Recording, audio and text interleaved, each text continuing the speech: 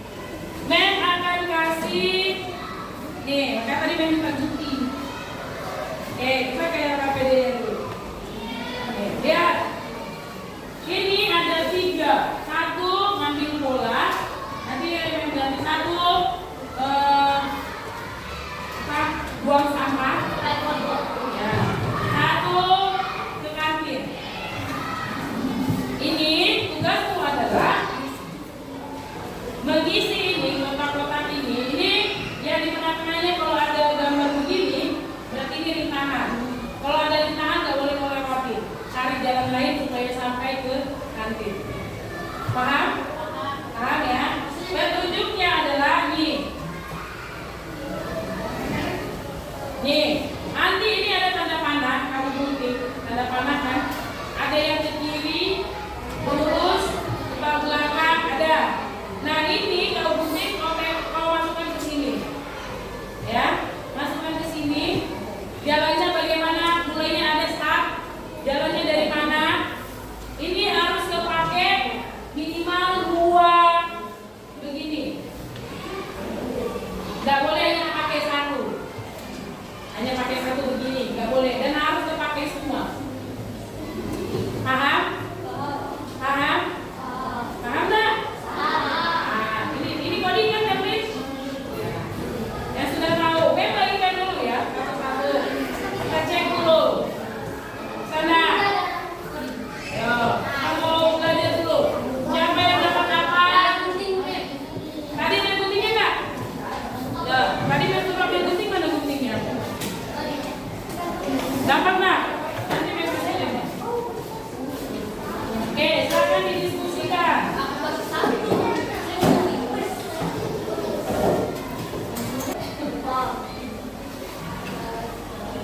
Oke, ini ya. Nih, sekarang pertanyaan balik ke gambar ini. Gambar ini apa sih yang ada masalah di sini? Ada masalah nggak di gambar ini? Yang ngantri apa itu? Apa masalah di ngantri itu? Mereka tidak kenal. Inilah gambaran kehidupan kita kalau nggak ada dikasih betul tunjuk ini hancur. Ada yang lempar sana, ada yang lempar sana. Kalau yang di sebelah apa itu? Bingungan.